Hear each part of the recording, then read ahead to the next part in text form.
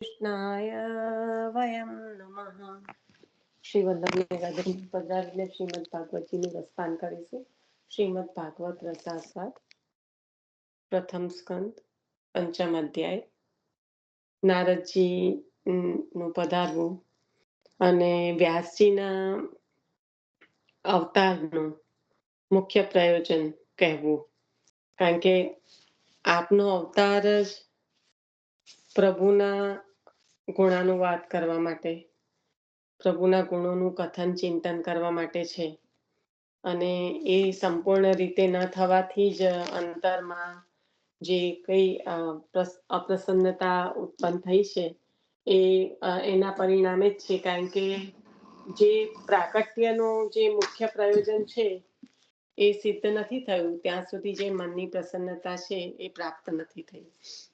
તો હવે અને જોયું હતું કે લૌકિક સિદ્ધ કરવા પ્રભુના ગુણાનુવાદ, પ્રભુના ગુણોનું મનન ચિંતન નહીં કરવું, પરંતુ આપણું જો અલૌકિક જે પ્રભુ પ્રાપ્તિ છે એ નું ફળ છે એ સિદ્ધ કરવું હોય તો પ્રભુના ગુણગાન કરવા. તો અહીંયા સુધી આપણે ઘણું બધું ઊંડાણમાં લઈ લીધું હતું.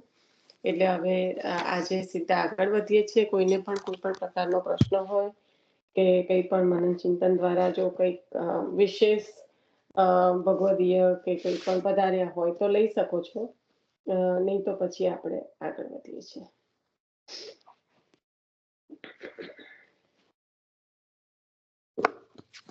મ્યુટ થઈ નથી રહ્યું તો હું આગળ વધું છું. નારદજીએ કહેલી પોતાની પૂર્વ સૃષ્ટિની જીવન વાર્તા. જેમ જેમ લોકોમાં અનાદર મળે તેમ તેમ ભગવાન માર્ગમાં સફળતા વધે. આ ટાઇટલ છે કે કશું કહેવા માંગે છે આમાં. તો એમાં એવું છે કે નારદજીએ કહેલી પોતાની પૂર્વ સૃષ્ટિની જીવન વાર્તા. અને બીજું કે જેમ જેમ લોકોમાં અનાદર મળે તેમ તેમ ભગવાન માર્ગમાં સફળતા વધે. ઘણા બધા ભગવદીય પધારે જ્યારે આપણે આવી વાત કરીએ કે લોકોમાં અનાદર મળે તેમ તેમ ભગવાન માર્ગમાં સફળતા વધે. જરૂરથી મનન ચિંતન કરજો એના પર. નારદે ભગવદ ગુણાનુવાદનો મહિમા પોતાના અનુભવે કહેવા માંડ્યો. અતિહીનને પણ ઉત્કૃષ્ટ પદની પ્રાપ્તિ પ્રભુના ગુણાનુવાદથી થાય છે. અતિહીનને પણ ઉત્કૃષ્ટ એટલે કે ઉત્તમ, જે ઉત્તમ કક્ષાએ પ્રથમ કક્ષાએ પહોંચેલું હોય એવું. અત્યુત્કૃષ્ટ પદની પ્રાપ્તિ પ્રભુના ગુણાનુવાદથી થાય છે. પ્રલય પહેલા ગયા કલ્પમાં વેદવાદી બ્રાહ્મણને ત્યાં એક સામાન્ય દાસી હતી. હું એનો દીકરો હતો. પિતાનું નામ ન દીધું. એ બ્રાહ્મણ છે છતાં હીન છે. માને માન મળતું નથી. પિતા હીન છે. તેના દીકરાને સમાજમાં કોઈ આદર ન મળે. આદરથી ભક્તિમાં અવરોધ થાય. ભક્તિ માર્ગમાં લોકો જેમ જેમ અનાદર કરે તેમ તેમ કાર્યસિદ્ધિ જલ્દી થાય. લોકો તિરસ્કાર કરે ત્યારે ભગવાન પ્રેમથી પુરસ્કાર કરે. લોકોના અનાદરથી દીનતા આવે, પ્રભુ પાસે પહોંચાય. લોકોના આદરથી અભિમાન આવે, પ્રભુથી વિમુખ થવાય. અક્રૂરજી મથુરાના રાજમંત્રી હતા. માન મળતું હતું છતાં પ્રભુ પાસેથી માન ઝંખતા હતા. કાકા કહેવડાવવું હતું.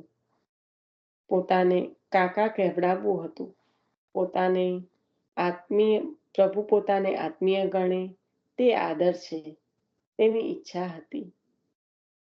લોકોનો આદર ગતાર્થ કરે, પ્રભુનો આદર કૃતાર્થ કરે.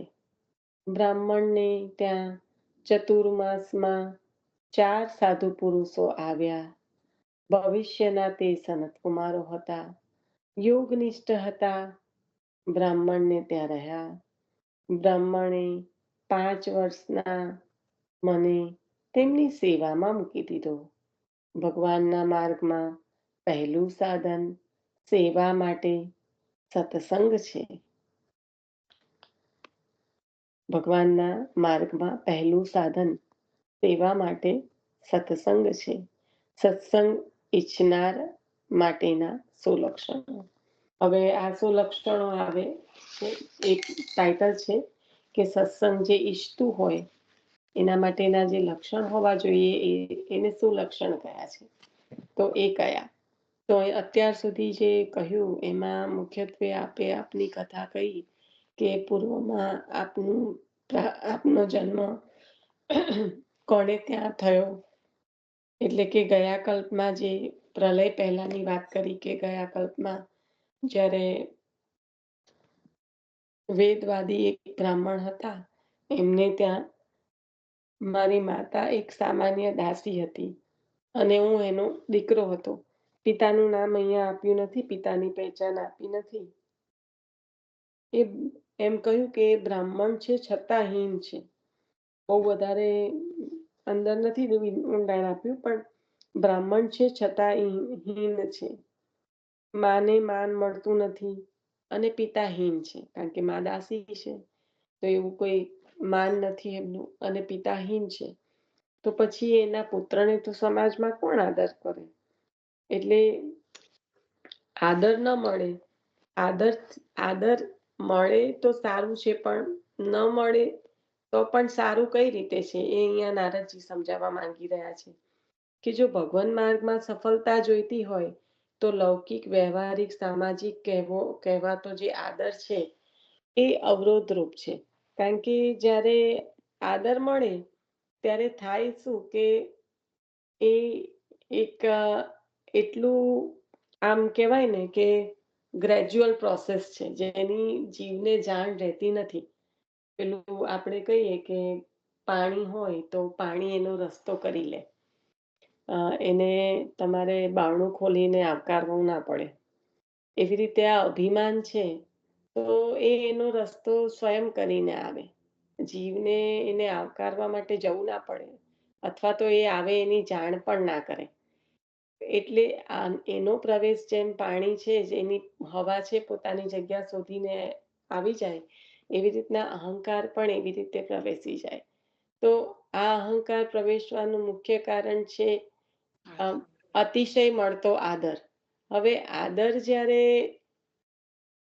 એમ કહેવાય ને કે ઉચ્છલિત થઈ જાય, જ્યારે કંઈક વધારે મળી જાય અને એને આપણે જો સંભાળી ના શકીએ તો એ ઉચ્છલિત થઈ જાય, એટલે કે કોઈક બીજા રૂપમાં આવી જાય અને એ અભિમાન તરીકે જીવમાં પ્રવેશ કરે. અને જ્યાં રંજક અભિમાન છે ત્યાં પ્રભુ તો વિરાજમાન થઈ શકતા નથી, એટલે એ જીવ પ્રભુથી વિમુખ થઈ જાય છે. પણ જો અનાદર, તિરસ્કાર મળે છે તો એ જીવનમાં દીનતા પ્રકટ કરે છે અને અહંકારને આવવા દેતું નથી, જે પ્રભુથી સન્મુખ થવામાં ઉત્તમ વસ્તુ છે. કારણ કે ઘણી વખત આપણે કહેતા હોઈએ છીએ કે કહેવાય ને કે કોઈને પણ આપણે સત્સંગમાં પણ વારંવાર કહેતા હોય છે કે એની જે હાજરી હોય એમાં આપણે એના વખાણ નહીં કરવા.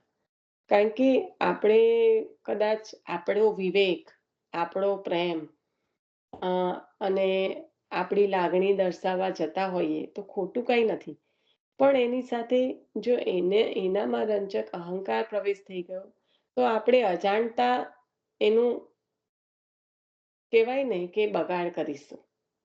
અને એવું તો આપણે ઈચ્છતા નથી કે કોઈ પણ વૈષ્ણવનો આપણા દ્વારા બગાડ થાય. તો આ બાબતની સતત સચેતતા રાખવી કે આપણો વિવેક, આપણી લાગણી, આપણો પ્રેમ, કે પછી ઘણી વખત એક ઔપચારિકતા હોય છે, ફોર્માલિટી જેને કહેવાય, એ બધું આપણે સંભાળીને આપણી પાસે રાખીએ અને બીજાનો બગાડ ના થાય એની આપણે બહુ તકેદારી રાખવાની. કારણ કે આપણે કદાચ સત્સંગ દ્વારા આગળ ના વધી શકીએ. પોસિબલ છે પ્રભુની કૃપા થાય, વલ્લભની કૃપા થાય તો જે જીવનો જેટલો અધિકાર છે એટલું આગળ વધી શકવાનું છે. પણ આપણે પાછળ તો ના જઈએ, પાછા તો ના પડીએ આપણા આવા કોઈ કાર્યના કારણે. એટલે એની અ, હરિરાયજી પણ શિક્ષાપત્રમાં વારંવાર વાત કરે છે કે અહંકાર જીવને સ્પર્શ કરે તો જીવનો બગાડ અવશ્ય થાય છે, પ્રભુથી વિમુખ થવાય છે. તો અહીંયા આગળ અનાદર એટલે એવી રીતની વાત, તિરસ્કાર અનાદરની વાત એ રીતના નથી કરી કે જીવને એવી રીતે જીવન જીવવું પડે કે બધા એને તિરસ્કાર કરે, બધા એનો અનાદર કરે. ના, પ્રભુની સન્મુખ જવા માટે એવું જીવન જીવવું પડે એવી વાત નથી કરી, પણ પોઝિટિવિટી બતાવી છે કે આવું કંઈ પણ થયું તો આપણા માટે તો ઉત્તમ જ છે. કારણ કે આપણા પ્રભુ આપણું કંઈ પણ અનાદર જીવ લોકોમાં થશે પણ આપણા પ્રભુ નહીં થવા દે. આપણા પ્રભુ ક્યારેય પ્રભુ આપણા તત્પર છે આપણને અંગીકાર કરવા માટે. લોકો અંગીકાર કરતા હોય એની પાછળના સ્વાર્થ કેવા છુપાયેલા હોય છે એ આપણાથી છુપું નથી. એટલે કોઈ અંગીકાર કરે, કોઈ સારું માન આપે, કોઈ બોલાવે, કોઈ વધારે ફોન કરે, એમાં કઈ કઈ બહુ નવાઈનું છે નહીં. પેલું કહેવાય ને અરસપરસ જેવું છે, જેવું આપો એવું પાછું મળે. અને ક્યારેક ક્યારેક આપો એના કરતા ઊંધું પણ મળે, એટલે એમાં એનો કોઈ ભરોસો નહીં. પણ જ્યારે પ્રભુની સાથેનો સંબંધની વાત આવે છે તો આપણે કહેવાય કે રાઈ જેટલી સેવાનું મીરું જેટલું ફળ પ્રભુ પ્રદાન કરવા વાળા છે. અને અંગીકૃત કરવા માટે લાલાયિત છે જ્યારે પોતાના જીવને, તો પ્રભુ પણ ક્યારેક એવી લીલા કરે છે કે એ જીવની લોકમાં સ્થિતિ થવા દેતા નથી. કારણ કે જો લોકમાં સ્થિતિ થશે, જો એનું લૌકિક એના પ્રમાણે સિદ્ધ થતું જશે તો એનો બગાડ થશે તો પ્રભુને લાયક જીવ રહે નહીં. એટલે ઘણી બધી વખત લોકમાં સ્થિતિ થવી નહીં. આપણે ઘણા બધા એમાં સોડસમાં પણ આ છે અને શિક્ષાપત્રમાં પણ છે કે એનું લૌક એનું લૌકિક પ્રભુ સિદ્ધ થવા દેતા નથી. કારણ કે પ્રભુને એ જીવને અંગીકાર કરવાનો છે, એને વિમુખ નથી કરવાનો. જો લોકમાં સિદ્ધિ થશે તો જીવનું વિમુખ થઈ જવાનું જે કહેવાય કે સંભવ એ બહુ વધારે વધી જશે. અને એ નહીં કરવા ચાહતા પ્રભુ આપણને સન્મુખ રાખવા માટે જે કંઈક થોડા પ્રકારના આવા એ આવે જીવનમાં, અનાદર, તિરસ્કાર, જે કહેવાય કે ઘણી વખત હું હસવામાં બોલતી હોય છે કે દેહ સંબંધમાં કંઈક ઉણપ આવે, કંઈક આમ દેખીતું કશું થાય કે જે આપણને કદાચ ના પણ ગમે કે આવું કેમ થયું, કે દેહના સંબંધો પણ અત્યંત નિભાવવાના જરૂરી છે પણ આપણા હાથની વાત નથી. તો ક્યારેક એવું પણ થાય તો ઉત્સવ કરજો પ્રભુને એ દિવસે. કારણ કે પ્રભુએ ચાહીને કર્યું છે. એ સંબંધો છે એ આપના હિતમાં નથી અને માટે આપણને એનાથી પ્રભુ બચાવીને રાખે છે. આ પ્રભુ રક્ષણ કરે છે, હા, યાદ રાખજો. જેમાં આપણને અહિત દેખાતું હોય ને કે અરે ભાઈ હવે મારે તો શું થશે, સંબંધ બગડ્યો, આમ થયું, એવું કશું હોતું નથી. જેમાં કારણ કે આપણે આપણું હિત ને હિત જોઈ શકતા જ નથી, પણ પ્રભુ સંપૂર્ણ રીતે જોઈ શકે છે. એટલે જ્યારે પણ આવું ન સમજાય ત્યારે પણ ઉત્સવ કરજો કે પ્રભુ આપની લીલા આપ જ જાણો, પણ આપ મને સન્મુખ રાખો, બસ એક જ વિનંતી. એટલે અહીંયા આગળ નારદજીનું કહેવાનું તાત્પર્ય એ જ છે કે જેમ જેમ લોકમાં અનાદર મળે એમ એમ ભગવદ માર્ગમાં સફળતા મળે. પ્રોગ્રેસ બધી બાજુ ના થાય. પ્રભુએ બધું 50-50% આપ્યું છે, પણ હું આ લઈ લો, પેલું લઈ લો, એવું કંઈ હોતું નથી. એવું જીવનું સામર્થ્ય જ નથી. એટલે પ્રભુ જેને પોતાનો અંગીકાર કરવા માંગે છે એને એમ કેમ પ્રકારે, એવું નથી કે બધાને અનાદર મળે એ જ પ્રભુના અંગીકૃત હોય છે. પણ જો એ આદર જ્યારે આપણને અહંકારમાં ફેરવાઈ જાય અને આપણો બગાડ થાય એની પ્રભુ તકેદારી રાખે છે. આપણા પ્રભુ કેટલો શ્રમ ઉઠાવે છે કે આપણને ન મળવા જેવું, આપણે જમનાજીને કહીએ કે ખાલી કૃપાળુ નહીં પણ પરમ કૃપાળુ જે આપણે કહીએ અ, કે તો એ કેમ એવી રીતના? કારણ કે જમનાજી આપણે માંગીએ એ આપી દેવા વાળા નથી. એ આપણા હિતમાં હોય એ આપવા વાળા છે. આ બેમાં બહુ મુખ્ય ભેદ છે. મર્યાદા અને પુષ્ટિનો મુખ્ય ભેદ આ જ છે. તમે તમારા બાળકને જે ચાહે એ આપી દો અને એના હિતમાં હોય એ આપો, એ કેટલો મોટો ભેદ છે. લૌકિક દ્વારા આ વસ્તુ બહુ સારી રીતે સમજાય છે આપણને કે બાળકને એનું ગમતું આપવું કે એના હિતનું આપવું. અને જમનાજી એ જ કરે છે કે જે એના જીવોના હિતમાં છે એ આપે છે, નહીં કે જે જીવોને પોતાને લાગે છે કે મારા હિતમાં છે. કારણ કે પ્રભુ આપણા કરતા વધારે દયાળુ છે અને આપણી રક્ષા આપણને જે અંગીકાર કરવાનું આચાર્ય ચરણની કૃપાથી જે હાથ આપણો જલાવ્યો વલ્લભે ઠાકોરજીના હાથમાં, તો એને પકડી રાખવા માટે ઠાકોરજી શ્રમ લે છે. અને એના પરિણામે અગર જે કાંઈ જો આવું કંઈક અનાદર તિરસ્કાર થઈ રહ્યો છે તો એ પ્રભુ આપણા હિતમાં જ કરી રહ્યા છે, એ હંમેશા જાણવું.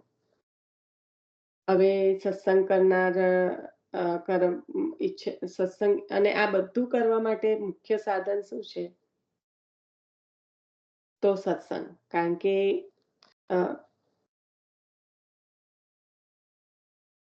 સેવા કરવા માટે ચતુર્માસમાં જે સાધુ પુરુષો જે ભવિષ્યના સનતકુમારો હતા એ પધાર્યા, યોગનિષ્ઠ હતા અને બ્રાહ્મણને ત્યાં જ્યારે રહ્યા ત્યારે નારદજીને જે 5 વર્ષની વયના છે એમને એમની સેવામાં મૂક્યા છે.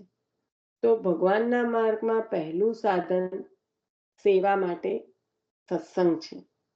અને સત્સંગ ઈચ્છનાર માટેના સુલક્ષણો. સત્સંગની ઈચ્છા થવી એના લક્ષણોની વાત. સત્સંગ થવો એના કરતા પહેલા એક એવું પાત્ર છે કે જેને સત્સંગ કરવાની ઈચ્છા પણ થાય. એના સુલક્ષણો કહી રહ્યા છે. કોઈને હંસા આંટીને ટેક્સ કરાતો હોય તો કરો કે અમે તમને રિંગ કરીએ છીએ પણ ઇટ્સ નોટ ગોઈંગ. એમને નથી કદાચ. ના ના એવું નથી, મને નથી ખબર ક્યાં છે, પણ એ જતી નથી, રિંગ જતી નથી. એ ટેક્સ કરી રહ્યા છે. અવાજ તમારો બંધ કરજો. પાછળ ફટાકડા બટાકડા જે ફૂટતા હોય તે પ્લીઝ બંધ રાખો અવાજ. સત્સંગ ઈચ્છનાર માટેના લક્ષણો. સત્સંગ કરવા યોગ્ય સંતોમાં 3 ગુણ સ્વાભાવિક છે. હવે અહીંયા 3 ગુણ કયા કે જે સત્સંગ કરવા યોગ્ય સંતોમાં સ્વાભાવિક છે. પહેલું, કૃપાલુતા, દુઃખી, દીન, હીન, વિષય વિલીન, મનોમલિન, પાપી લોકોને જોઈ નિસંત રોષ ન કરે, દોષ ન કરે, પણ દયા કરે. આપણે જે આપણા બાળકો છે સરળ, અને એની વાત જ્યારે કરતા હતા કે જે કહેવાય કે જ્ઞાની ભક્તો છે, ત્યાં આગળ શબ્દ ખાલી જ્ઞાની નથી કહ્યો પણ ભક્તો. તો જે જ્ઞાની ભક્તો છે એ રોષ કર્યા સિવાય સંતોષ થાય તેમ દોષ દૂર થાય તેવો ઉપાય બતાવે, પણ રોષ ન કરે. એટલે જે વ્યાસજીના હૃદયમાં પણ જે થયું છે, નારદજીના હૃદયમાં પણ જે કંઈ જ્યારે આપણે સ્ટાર્ટિંગમાં જોઈ ગયા કે 40 પ્રકારના દોષ કલીમાં દેખાયા અને આપણી જે મનસ્થિતિ થઈ, તો આ જે ભક્તો છે એ જ્યારે આવી પરિસ્થિતિમાં જીવોને જુએ છે ત્યારે રોષ પણ નથી કરતા કે દોષ પણ નથી દેતા, પણ દયા ઉત્પન્ન થાય છે કે આ જીવોનું કલ્યાણ સી રીતે થાય.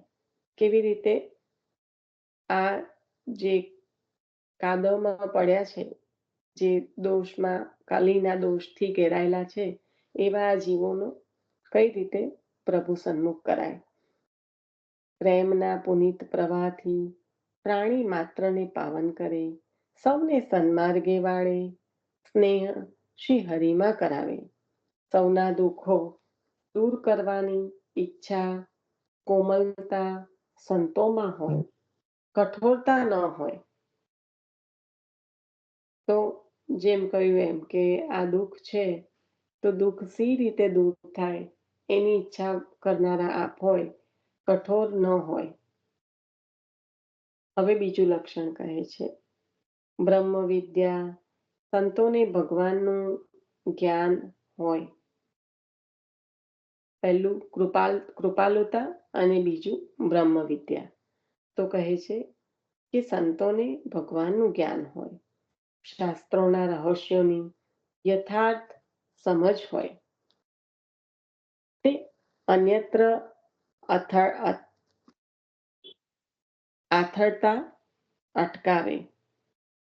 તો આવું બ્રહ્મ વિદ્યા એટલે કે જ્ઞાન ધરાવનારા જે સંતો છે તો એ શાસ્ત્રોની યથાર્થ સમજ હોય છે, તેથી અન્યત્ર અથડતા અટકાવે. કારણ કે કલીમાં તો વાણીનો તો બહુ સુંદર પ્રયોગ થાય છે. દેખાતું એવું આચરણ પણ સુંદર થતું હોય છે, પણ વિચારોની જે ગડબડ હોય છે ત્યાં જીવને કોણ સારું, કોની સાથે સત્સંગ કરવો, કોની પાસેથી જ્ઞાન પ્રાપ્ત કરવું, એની સમજ બહુ કઠિન છે. પણ જ્યારે આવા જે જ્ઞાની છે બ્રહ્મ વિદ્યાને પ્રાપ્ત કરવા વાળા, એ સંતોમાં ભગવાનનું જે પ્રકારનું જ્ઞાન હોય છે એ શાસ્ત્રોના રહસ્યનો યથાર્થ સમજ હોય છે. આજે શિક્ષાપત્રમાં રાજાએ આજ્ઞા કરી કે પોતાના મનથી કે કોઈ પણ પ્રકારના એ કર્યા વગર આચાર્ય ચરણોની વાણીનું અવગાહન કરીએ. જે કઈ ટીકાઓ છે, જે ગ્રંથો રચાયા એના પરની ટીકાઓ જે બાળકો દ્વારા થઈ, તો એ શાસ્ત્રની રીતે એના રહસ્યોને સમજીને યથાર્થ રીતે આપેલી જે અંદર સમજ છે એ જીવ બુદ્ધિથી કે કોઈ પણ પ્રકારના કાલ્પનિક વિચારોથી કે પોતાના ભાવોની અંદર જે એક પ્રકારની કહેવાય કે અંદર મિલાવટ કરવી એ નહીં કરવી. એનું કારણ એ છે કે આ જે આચાર્ય ચરણોની વાણી છે એ શાસ્ત્રના ગૂઢ રહસ્યને સમજવા વાળી છે. આપની જે વિદ્યા છે એ શાસ્ત્રોના રહસ્યને સમજે છે. આપણે જોઈશું તો ટીકામાં સોળસની ટીકા કોઈ પણ બાળકની હોય તો ભાગવતજીનો, ગીતાજીનો, વેદમાં જે શ્રુતિઓની જે બ્રહ્મસૂત્રમાં જે કહ્યું છે તો એ બધું એક સારી રીતે એનો જે કહેવાય કે અર્થ યથાર્થ કરીને પછી એમાં આપણે જીવ બુદ્ધિથી રંજક ગ્રહણ કરી શકીએ એવી રીતે મૂકેલું હોય છે. એટલે અવગાહન જો કરવું તો આચાર્ય ચરણોની કૃપાથી આપની વાણીનું અવગાહન કરવું, નહીં કે મનબુદ્ધિથી કે કોઈના પણ દ્વારા કંઈ પણ રીતે. એટલે જ્યારે પણ કોઈ પણ પુસ્તકને સ્પર્શ કરો તો પહેલા એને પહેલા પેજથી વાંચન કરવાનું શરૂ એટલા માટે કરવાનું કે એ જેનું પુસ્તક તમે વાંચી રહ્યા છો એ એ વ્યક્તિ જેને આ લેખન કર્યું છે એના વિશે આપને પરિચય મળશે, અને એ પરિચય મળતાની સાથે જ ખ્યાલ આવી જશે કે આ પુસ્તક વાંચવા લાયક છે કે નહીં. અને એટલે જ આપણે જ્યારે ભાગવતજીની પસંદગી કરીએ વાંચન કરવા માટે તો પહેલા પગથિયા જેવું પેલું છે ભાગવત સુધા, જે નરહરી શાસ્ત્રીજીનું છે, જે શ્રી ઇન્દિરા બેટીજીના ખૂબ જ નિકટ હતા અને સુબોધિનીજી આધારિત છે. અને પછી આપણે જે બીજું હમણાં સ્પર્શ કર્યું છે એ નવનીત પ્રિયા શાસ્ત્રીજીનું, જે સુબોધિનીજી આધારિત છે, કે જેમાં આચાર્ય ચરણની વાણીને અ, જે કહેવાય કે સુબોધિનીજીમાં જે કાંઈ આચાર્ય ચરણે આપ્યું છે એને થોડુંક સરળ કરીને આપણને પીરસે છે. તો આ બહુ જ મહત્વનું છે. અને આ જે આવા જે ગુણ છે એ બ્રહ્મ વિદ્યા ધરાવનાર સંતોમાં હોય છે, એટલે અન્યત્ર અથડાવા દેતા નથી. તો પહેલું બતાવ્યું કૃપાલુતા, બીજું છે બ્રહ્મ વિદ્યા, અને હવે ત્રીજું છે મનન. શાસ્ત્રના પરંપરાથી પ્રાપ્ત થયેલા રહસ્ય અને ભગવાનના સ્વરૂપના મનનમાં સંતો મગ્ન હોય છે. વ્યર્થ વ્યાતો, વ્યર્થ વિચારો અને વ્યર્થ વ્યવહારમાંથી તે બચાવે, બહિર્મુખતામાંથી બચાવે, અંતર્મુખ બનાવે, ભગવદાભિમુખ રાખે. ખૂબ સુંદર કહ્યું. આપણે ઘણા દિવસથી અંતર્મુખની જે વાત કરી રહ્યા હતા, સમાધિ, તો નારદજીને સમાધિ કહ્યું એ કરવાનું, વ્યાસજીને, નારદજીએ. અને આપણે વૈષ્ણવમાં આપણે ખાલી જોઈએ કે આપણે સમાધિ તો આપણે શું કરી શકીએ, તો મુખ્યત્વે અંતર્મુખ. જ્યારે અંતર્મુખ થઈશું ત્યારે આ બહારનું જે બધું જે કાંઈ છે એ એ અંધકારમય બનશે, તો અંદર પ્રકાશ પ્રકટ થશે, જે પ્રભુ આપવા ચાહી રહ્યા છે. તો જે કીધું કે તમે સમાધિ કરો એટલે જે સર્વનો ઉદ્ધાર કરનારા એવા પ્રભુ છે એ સ્વયં અંતરમાં પ્રકાશમાન થશે. અને પછી તમે તેના ભક્તિ ઉત્પન્ન કરનારા ચરિત્રોનું સ્મરણ કરજો. એટલે ભગવાને જે સૃષ્ટિમાંના બધા જુદા જુદા રૂપ નામ પ્રકટ કર્યા છે એ બધું જ ભગવાનનું ચરિત્ર છે, અને એના સિવાય બીજું કાંઈ નથી. એ રીતે આપને પ્રતીતિ થશે. એટલે સમાધિ કરો, પ્રભુ પ્રકટ થશે, અને પછી ભક્તિને ઉત્પન્ન કરનારા ચરિત્રોનું સ્મરણ કરો. તો આપણે એ જ વાત થઈ હતી કે અંતર્મુખ થઈએ અને ભક્તિ ઉત્પન્ન કરનારા ચરિત્રો એટલે કે 252-84 વૈષ્ણવોનો સંગ કરીએ તો એ આપણને સઘળું પ્રાપ્ત કરાવનારા છે. અને સઘળું પ્રાપ્તમાં મુખ્યત્વે બહિર્મુખતાથી બચાવે અને ભગવદાભિમુખ રાખે, એટલે કે ભગવાનથી સન્મુખ રાખે અને બહિર્મુખતાથી બચાવે. તો આ જે મનન કહ્યું, તો મનન એ શાસ્ત્રોના પરંપરાથી પ્રાપ્ત થયેલા જે રહસ્યો છે અને ભગવાનનું જે સ્વરૂપ છે એના મનનમાં જ હંમેશા આ સંતો છે એ મગ્ન રહે છે. એમને બહારની દુનિયા સાથે સંબંધ ઓછો છે, કારણ કે એક તો જે શાસ્ત્રના પરંપરાથી જે બધા રહસ્ય પ્રાપ્ત થયા છે એનું મનન, અને આવા રહસ્યો પ્રાપ્ત થતા પ્રભુનું સ્વરૂપ તો પ્રાપ્ત થાય જ, તો એના સ્વરૂપમાં ના મનનમાં મગ્ન એવા જે હોય એને બીજો સમય મળે ક્યાંથી? તો કહ્યું કે વ્યર્થ વાતો, વ્યર્થ વિચારો અને વ્યર્થ વ્યવહારમાંથી આ બચાવવા વાળું છે, કારણ કે પછી એનો સમય જ નથી રહેતો. તો આવા જે સંતો છે એ બહિર્મુખતાથી બચાવે છે, અંતર્મુખ બનાવે છે અને ભગવદાભિમુખ રાખે છે. એટલે કૃપાલુતા આજે સંતોના લક્ષણ કહ્યું કે કોની જોડે સત્સંગ કરવો જોઈએ. સત્સંગ ઈચ્છનારના લક્ષણો તો ખરા જ, કે આ શ્રોતા અને વક્તા જેવું થયું કે સત્સંગ કરવા માટેની ઈચ્છા રાખતા વાળા લક્ષણો તો ખરા, પણ સત્સંગ કરવા યોગ્યના જે સંતો છે એના 3 ગુણ જે સ્વાભાવિક હોય કે કૃપાલુતા, બ્રહ્મ વિદ્યા અને મનન, એના ગુણ કહ્યા. હવે કહે છે કે સત્સંગ ઈચ્છતા એટલે કે જે સત્સંગની ઈચ્છા કરવા વાળા છે એ સત્સંગ ઈચ્છતા સેવા કરવા ઈચ્છનાર સેવકમાં 3 દોષો ન જોઈએ. હવે શું ના જોઈએ?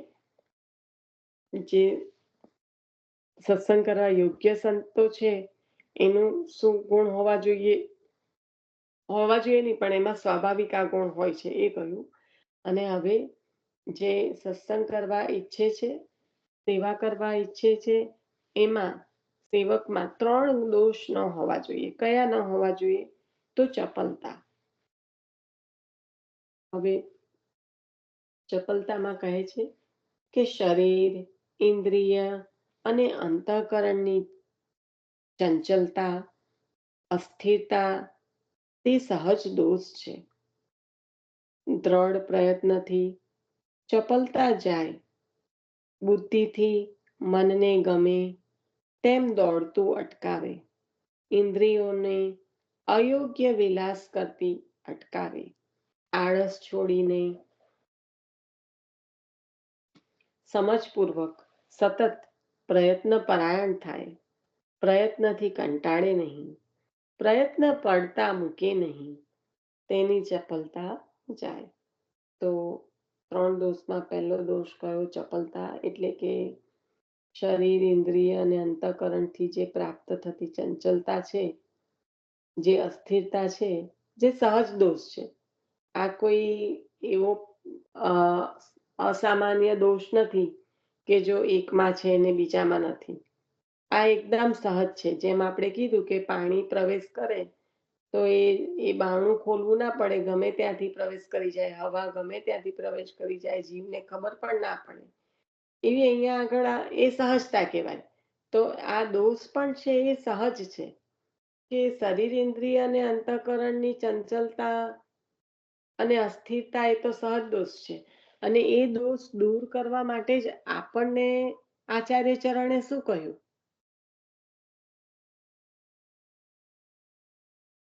જે આપણે રોજ કહીએ છીએ.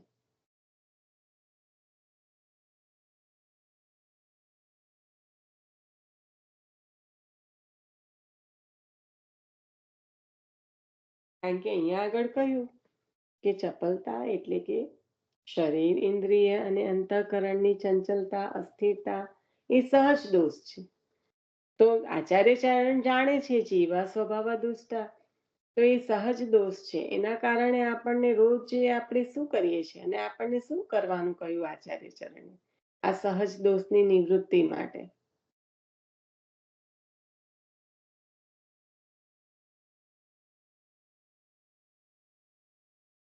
અરે બાપરે, આવી રીતે સુઈ કૃષ્ણ ના જાઓ. શરણમ મમ. શ્રી કૃષ્ણ શરણમ મમ. હા, પણ ભગવદીયનો સંગ આપણે રોજે શું કહીએ છીએ? 1+1 એટલે 2 કહું છું. બરાબર છે. બોલ હેતલ. બ્રહ્મ સંબંધ મંત્ર. હા, કઈ આટલું બધું વિચારવાની જરૂર પડે? દેહ, ઇન્દ્રિય, પ્રાણ, અંતઃકરણ તમે સમર્પણ કરો છો કે નહીં? કારણ કે જે દોષયુક્ત છે એ બધું સમર્પણ થાય છે ત્યારે જ એના દોષ દૂર થાય છે. જ્યારે આપને ચિંતા થઈ કે સદોષ દોષયુક્ત આવા જીવોને હું કેવી રીતે આપને અંગીકાર કરાવું, ત્યારે તો આ પ્રકટ થયું. કારણ કે આ જીવોના આ દોષ જે છે એ સહજ છે. વિચારવાની ડિરેક્શન આચાર્ય ચરણની વાણી જ રાખો, આમ તેમ બીજું કઈ જ નહીં. કારણ કે આપણે તો એનું જ અવગાહન કરી રહ્યા છે ભાગવતજીમાં પણ. ભાગવતજી અલગ થોડું છે. સુબોધિનીજી આપે આપ્યા, પુરુષોત્તમ નામ સહસ્ત્ર આપે આપ્યું.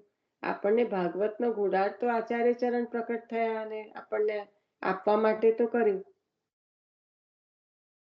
તો અહીંયા આગળ જ્યારે હું કહું શરીર એટલે કે દેહ, ઇન્દ્રિય, અંતઃકરણ, એની ચંચલતા, અસ્થિરતા એ સહજ દોષ છે. પણ આપણે રોજે એનું શું કરીએ છીએ? ભલે વાણી દ્વારા કદાચ એનો અર્થ ને સારી રીતે સમજીને એને એ સિદ્ધાંતને પાલન ના કરી શકતા હોય તો ગમે ત્યારે ધીમે ધીમે ધીમે પ્રભુ કરાવશે. પણ વાણી દ્વારા રોજે કરીએ છીએ તો ખરા ને આને સમર્પણ. તો હું એ જ પૂછવા માંગતી હતી.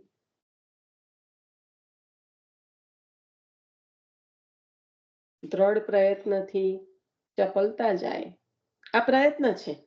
ખ્યાલ આવ્યો? આ રોજ આપણે વાણીમાં બોલીએ એક એક એક એક એક એક વસ્તુ, ધીમે ધીમે ધીમે ધીમે એક એક વસ્તુને આપણે સમર્પણ પણ કરતા જઈએ. એ પણ કદાચ આપણને જીવ બુદ્ધિથી ખ્યાલ ના આવે, પ્રભુ કરાવતા હોય એટલા માટે. પણ એ પણ એક ગ્રેજ્યુઅલ પ્રોસેસ છે કે તમે આજથી 25 વર્ષ પહેલાનું તમારું જીવન જુઓ, અત્યારનું જુઓ, અને એમાં કંઈક જે પણ કંઈક ફરક લાગતા હોય તો એ આચાર્ય ચરણની કૃપાથી જે આપણે રોજે કંઈક કંઈક કંઈક વાણીમાં લેતા હોય એ પછી વ્યવહારમાં પણ આવી જાય. એ પછી એક જીવનનો એક કહેવાય ને કે એક ભાગ બની જાય કે જે આપણને સમજાય નહીં, પણ એ આપણે કરીએ પણ ખરા અને એને જીવનમાં ઉતારીએ પણ ખરા અને કહીએ પણ ખરા. તો કહેવું અને કરવું ધીમે ધીમે ધીમે એક એક ધારામાં આવતું જાય. પહેલા એવું હોય કે જે બોલતા હોય એનું રંજક પણ ન સમજી શકતા હોય કે આચરણ કરી શકતા હોય, અને ધીમે ધીમે ધીમે એમાં એક એક એક એક પગલું કરીને આગળ વધાય. તો એ આચાર્ય ચરણની કૃપાથી. પણ આવું જો એટલા માટે અહીંયા કીધું કે પ્રયત્નથી થાય, કારણ કે આવું જ્યારે આપણે જાણીએ છીએ કે આ યોગ્ય છે આ અયોગ્ય છે તો એને ધીમે ધીમે ધીમે પ્રયત્ન દ્વારા કરી શકાય, સુધારી શકાય. એટલે કહ્યું કે દ્રઢ પ્રયત્નથી ચપલતા જાય. બુદ્ધિથી મનને ગમે તેમ દોડતું અટકાવે. ધીમે ધીમે ધીમે પ્રભુમાં જ્યારે પ્રીતિ થાય ત્યારે અહીં તઈ જે મન દોડતું હોય તે ઓટોમેટિક અટકે. એટલે કે બુદ્ધિથી મનને ગમે તેમ દોડતું અટકાવે, ઇન્દ્રિયોને અયોગ્ય વિલાસ કરતી અટકાવે, આળસ છોડીને સમજપૂર્વક એક એક એક એક શબ્દને ધ્યાન આપજો. અહીંયા ખૂબ સારી રીતે કહી દીધું કે ઘણી વખત સમજ હોય પણ કહેવાય ને કે ખૂબ જ પેલું આળસયુક્ત જીવન હોય તો એનું પાલન ના થાય. અને ઘણી વખત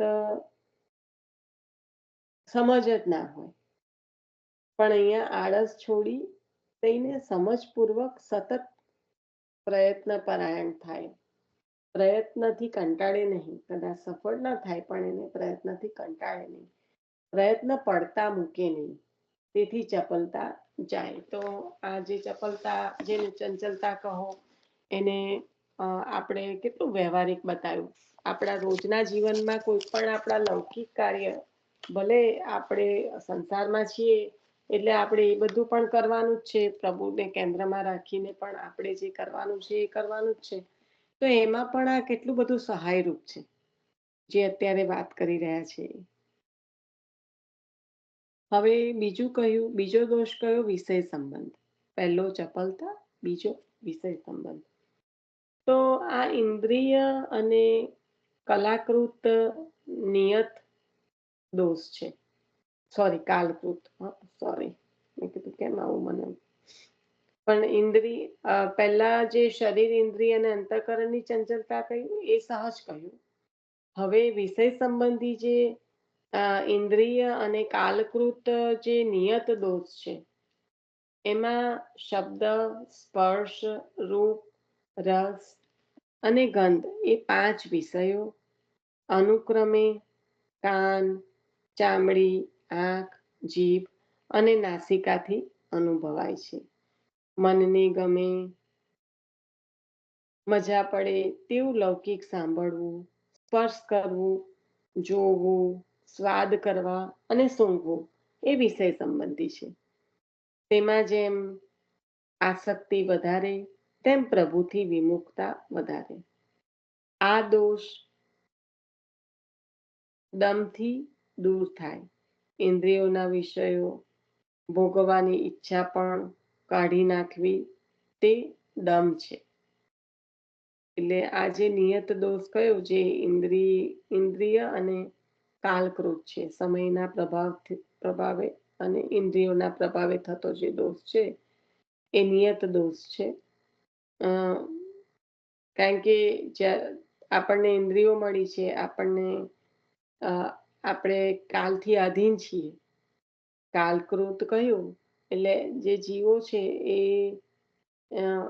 એમને ઇન્દ્રિયો પ્રાપ્ત થઈ છે અને કાલને આધીન છે. તો આવો જે નિયત દોષ છે એમાં કઈ બીજું થઈ શકે એવું નથી, કારણ કે આ તો આપેલું જ છે, લાગેલું જ છે આપણી જોડે. તો આવો જે દોષ છે એમાં 5 પ્રકારની ઇન્દ્રિયો બતાવી, અને 5 પ્રકારની ઇન્દ્રિયો એ 5 વિષયો છે. અને એ તેની સાથે જોડાયેલા છે. તો કે કાન, આપણી જે ચામડી કહેવાય એ, આંખ, જીભ અને નાસિકા. કારણ કે શબ્દ, સ્પર્શ, રૂપ, રસ, ગંધ કહ્યું ને, એટલે એને ભોગવવા માટે પણ 5 ઇન્દ્રિયો એ તો જોઈએ ને. આ 5 ઇન્દ્રિયો, જે 5 વિષયો છે એ શેના દ્વારા પ્રાપ્ત થાય? તો એ આ જે આપણા શરીરના જે અંગો છે એના દ્વારા અનુભવાય છે. એટલે મનને ગમે અને મજા પડે એવું જો સાંભળવું ગમતું હોય, એટલે કે લૌકિક સાંભળવું, સ્પર્શ કરવું, એ બધું વિષય સંબંધી કહેવાય. અને એમાં આસક્તિ વધે તો પ્રભુથી વિમુખતા વધે. એટલે આ જે દોષ છે એ દમથી દૂર થાય. ઇન્દ્રિયોના વિષયો ભોગવવાની ઈચ્છા પણ કાઢી નાખવી એ દમ છે. હવે આના વિષયમાં આગળ એવું આપ્યું નથી બીજું કશું, પણ આ દોષ દૂર કેવી રીતે થાય, તો ચંચલતા કેવી રીતે દૂર થાય? તો પ્રયત્ન દ્વારા. એવી રીતના અહીંયા આગળ કીધું કે આ દમથી દૂર થાય છે. ઇન્દ્રિયોના વિષયો ભોગવવાની ઈચ્છા પણ કાઢી નાખવી તે દમ છે. હવે ત્રીજું કહ્યું કે સુખના સાધનનો સંચય. પહેલું ચપલતા, બીજું વિષય સંબંધ, અને ત્રીજું કહે છે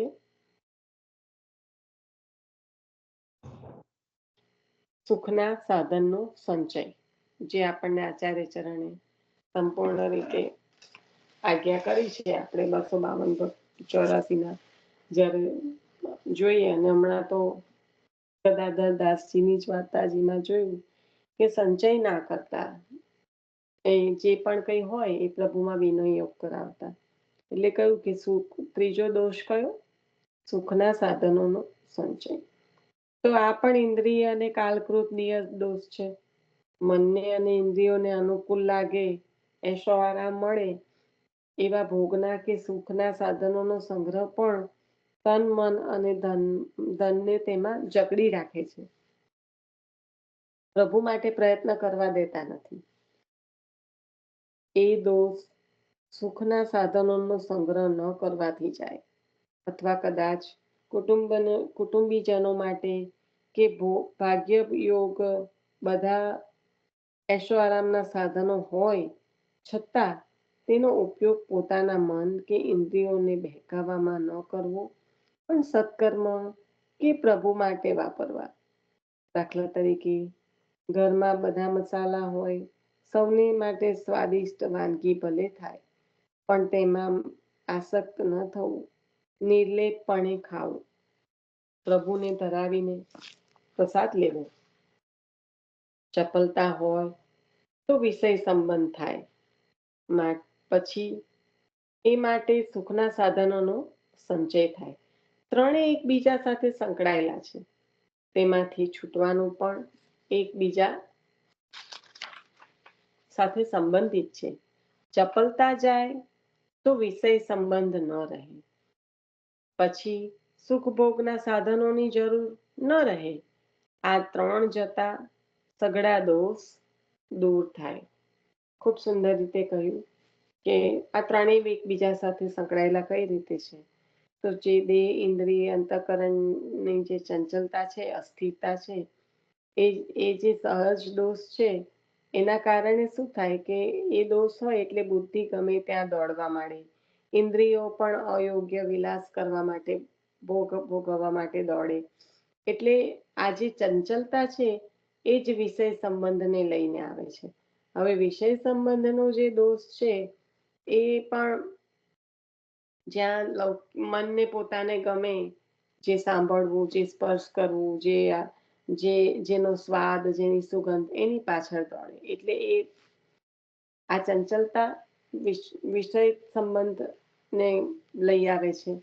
અને વિષય સંબંધ થાય ત્યારે એ મેળવવાની જે ઈચ્છા અને મેળવ્યા પછી જતું ના રહે એનો લોભ, એના કારણે એનો સંચય કરવા માંડે.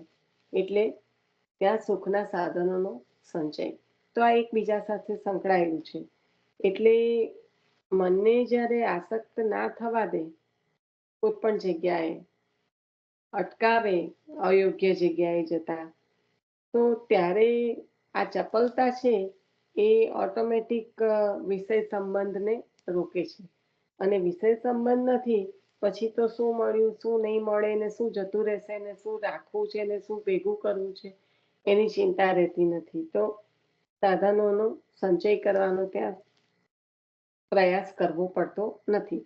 અને જો આમાં એવું છે કે બધું ભાગ્યના હિસાબે, ભાગ્ય યોગે બધું સારું મળતું પણ હોય અને કુટુંબીજનો માટે પણ એ પ્રાપ્ત કરવાની ઈચ્છા હોય કે સુખના સાધનો જેટલા પણ આપી શકીએ એટલા આપીએ, તો એ બધું પણ જ્યારે કરીએ ત્યારે આપણે જીવનમાં એને આસક્ત નહીં થતા પ્રભુ સંબંધી રાખીએ, તો પછી જે કહેવાય કે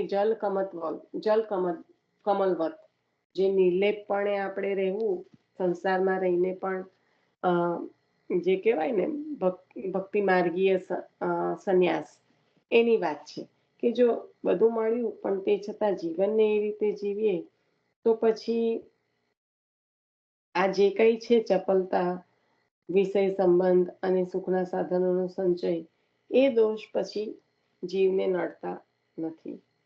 કારણ કે ત્રણેય એકબીજાથી સંકળાયેલા છે. એટલે એક આવશે તો બીજું આવતા પ્રવેશ થઈ જ જશે. એને રોકવું નહીં પડે, એને આવકારવું નહીં પડે, એને રોકી પણ નહીં શકાય. આવકારવું નહીં પડે અને રોકી શકાય નહીં, એવું થશે. એટલે એવી રીતે સંકળાયેલા છે સત્સંગ. હવે જે 3 દોષ ન હોવા જોઈએ એની સાથે સાથે 4 ગુણ જોઈએ. કે સત્સંગશીલ સેવકમાં 4 કયા ગુણ જોઈએ? તો કહ્યું દીનતા. પૈસા, પદ, પ્રતિષ્ઠા કે પ્રતિભાનું ભાન અભિમાન કરાવે. અભિમાન સાચા અર્થમાં સેવા ન કરવા દે, માત્ર સેવકનો દેખાવ અને દંભ થાય. અને એમાં સેવા કે સત્કાર્ય કરીએ છીએ એવા બહાના પણ એવા બહાને પણ અહંતા જ વધે, બહિર્મુખ જ થવાય.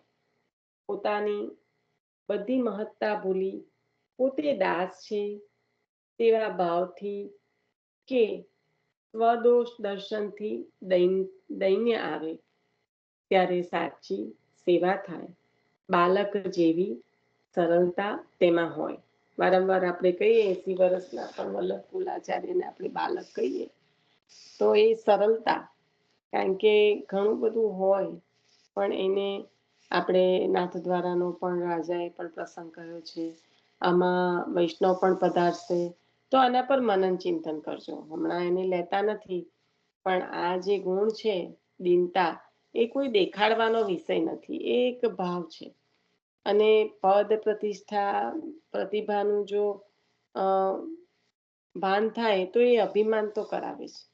અને અભિમાન એ સર્વથા બાધક છે. કારણ કે અભિમાન સાચા અર્થમાં સેવા કરવા દેતું નથી. પછી કરીએ એ અલગ વસ્તુ છે. અને એ સેવામાં પણ કદાચ દંભ અને દેખાડો થઈ જતો હોય છે.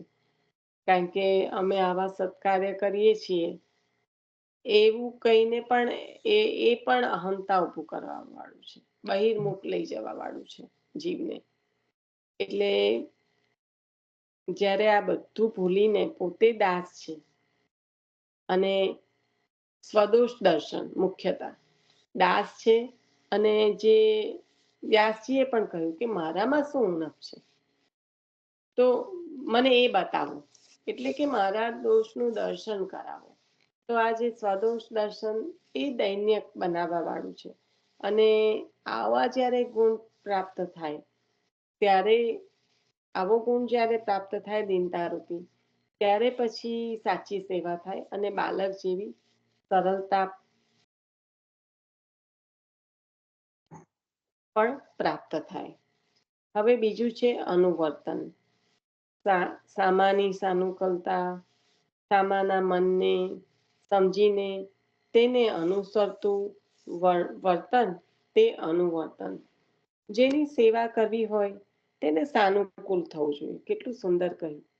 કારણ કે લૌકિકમાં આપણને બહુ સારો વિવેક આવડે છે આવો, કે સામાની અનુકૂળતા જોવી, એના મનને સમજવું, પછી એને સમજીને પાછું ખરું ખોટું તો પ્રભુ જાણે, પણ એવું જ વર્તન કરવું, એવી જ વાણી બોલવી, આને આ ગમે છે તો એની આગળ આમ, આ બધું બહુ આપણે સારી રીતે સમજીએ છીએ, જાણીએ છીએ અને એને પાલન પણ કરીએ છીએ.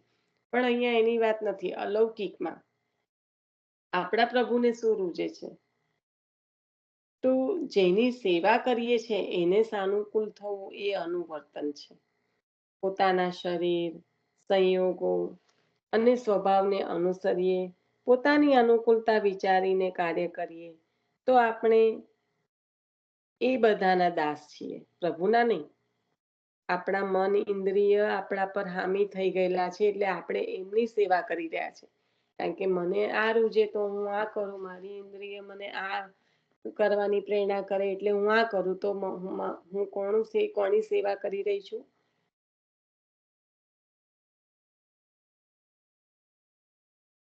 ઇન્દ્રિયોની. દેહની, ઇન્દ્રિયોની, એની લાલન પાલન થઈ રહ્યું છે, નહીં કે પ્રભુનું. એટલે કહ્યું કે પોતાના શરીર, સંયોગો અને સ્વભાવને અનુસરીએ, પોતાની અનુકૂળતા વિચારીને કાર્ય કરીએ, તો આપણે એ બધાના દાસ છીએ. પ્રભુના ભક્તોની અનુકૂળતા વિચારીને એ પ્રમાણે કરીએ, તો પ્રભુ કે ભક્તોના દાસ થવાય. સામાના અંતઃકરણને ઓળખીને અનુકૂળ થવું એ આંતરગુણ છે. આમાં ભગવદીયનું સામાના અંતઃકરણને ઓળખીને અનુકૂળ થવું એટલે સેવા ભક્તોની અને પ્રભુની જ કહી છે, તો એ આંતરગુણ છે.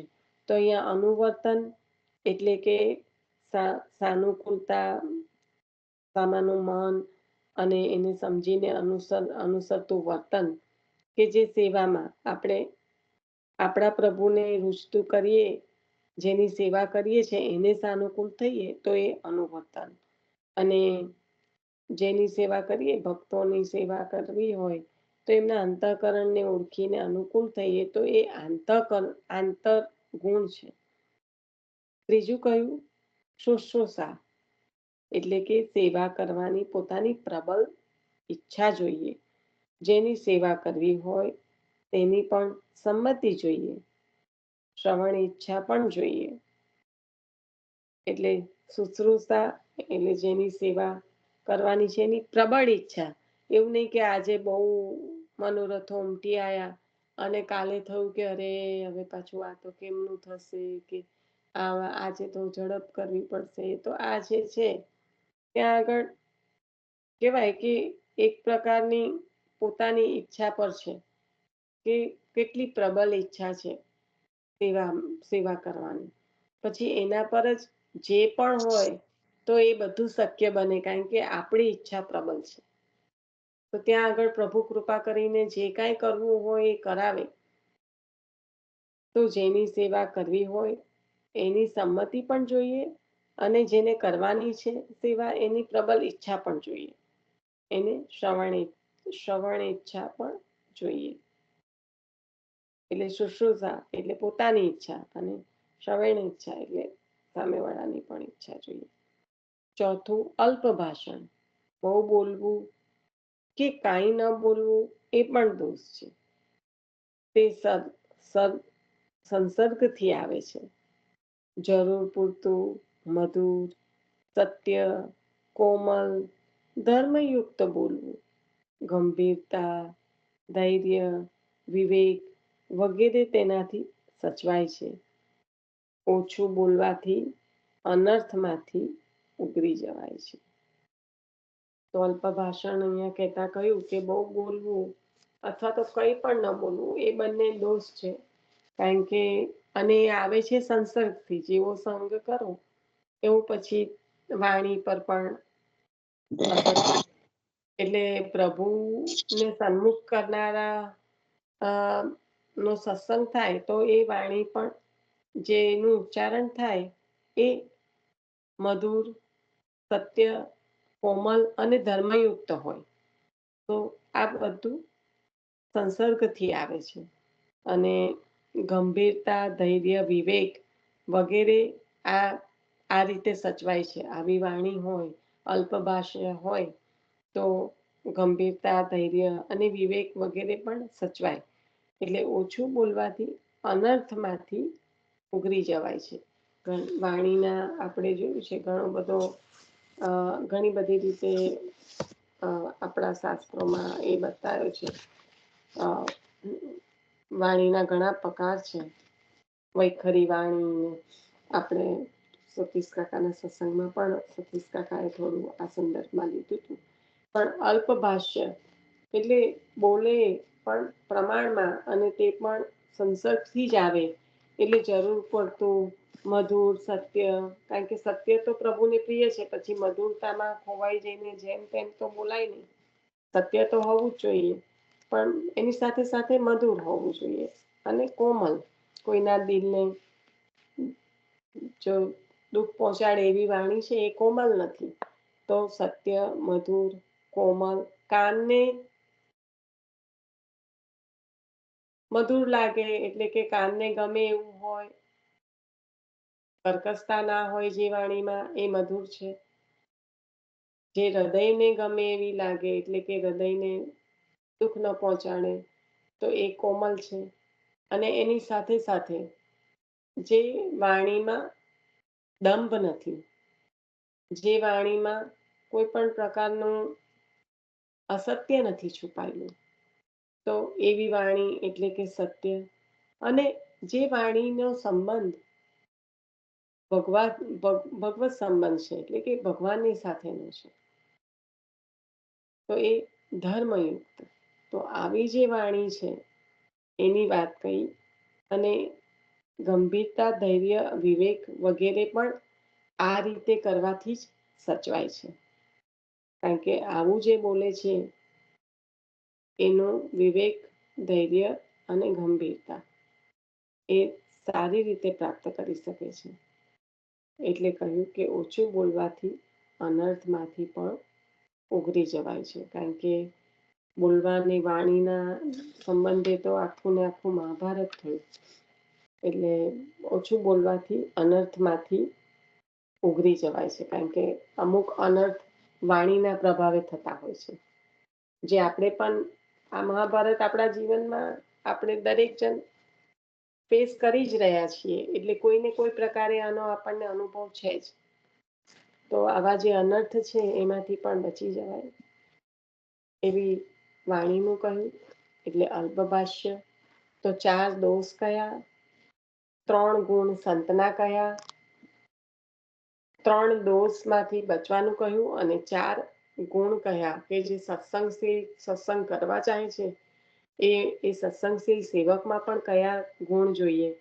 તો કહ્યું કે દીનતા, અનુવર્તન, શુશ્રૂષા અને અલ્પ ભાષણ. તો દીનતા આપણે સૌ જાણીએ છીએ કે કઈ રીતે કહ્યું. અને બહિર્મુખ નહીં થવા માટેનું પહેલું સાધન તો દીનતા છે. અને અનુવર્તન કે સામેના જેની સેવા કરવાની છે એને સાનુકૂળ થવાનું છે. એ શુશ્રૂષા એટલે સેવા કરવાની પણ પ્રબળ ઈચ્છા અને કરાવનારની પણ અનુમતિ. અને અલ્પ ભાષણ. તો ગુણ કયા, દોષ કયા ના હોવા જોઈએ. તો કહ્યું કે ચપલતા, વિષય સંબંધી અને સુખના સાધનોનો સંચાર એ ના હોવો જોઈએ. અને જે સંત જેનાથી આપણે સત્સંગ કરવા ચાહી રહ્યા છે તો એમના ગુણ તો કૃપાળુતા, બ્રહ્મ વિદ્યા અને મનન. તો આ રીતે આપણે આજે નારદજીએ જે વેદ વ્યાસજીને પોતાની પૂર્વ સૃષ્ટિની જીવન વાર્તા કહી કે જેમાં આદર એ ભગવાન માર્ગમાં બાધક છે અને અનાદર ભગવાન માર્ગને સાધક કરવા વાળું છે, સફળતા આપવા વાળું છે. તો એની વાત કરતા કરતા જ્યારે આપને સનત કુમારોની 5 વર્ષની વયે સનત કુમારોની સેવા કરવાનું કહ્યું, ત્યારે એ સેવા પણ કોણ કરી શકે? કારણ કે સેવા કરવા માટે ભગવાનના માર્ગમાં પહેલું સાધન સેવા માટે સત્સંગ છે. અને આ સત્સંગમાં કરવા માટે ઈચ્છનારના જે લક્ષણો હોય એ લક્ષણોના સંબંધી આપે વ્યાસજીને આ રીતે કહ્યું. તો અહીંયા આગળ આપણે પૂર્ણ કરીએ છીએ આજનું વાંચન. સારી રીતે મનન ચિંતન ઘણા વૈષ્ણવો પધારશે, લક્ષણો ઘણા બતાયા છે એટલે ફરી વખત રિપીટ પણ કર્યા. મનન ચિંતન કરવાનો જરૂરથી પ્રયત્ન કરજો. શ્રી વલ્લભાધીશ કી જય. આશરો લઈ લેજો. સ્મૃતા બતાવ્યું ને, જે સ્મૃતા બતાવ્યું ને કે સેવા કરવાની એ બે જે કીધું તે એનું દિનતામાં જ એનું એ થાય ને એનું લાઈક એ આપણે મનન ચિંતન પર કાલે રાખીએ. ઓકે, હા. શ્રી વલ્લભાધીશ કી જય. થોડું મનન ચિંતન કરજો. પ્રશ્ન પણ હોય એની સાથે વૈષ્ણવ પણ પધારે, બધું લઈને પછી આપણે કાલે ચોક્કસથી લઈશું. આશરો લઈ લેજો. લઈ લે ને, ગમે તે કોઈ લઈ લે ને, વાંધો નહીં. જેને પણ લેવાની ઈચ્છા હોય એ લઈ લો, એવું કીધું એમને.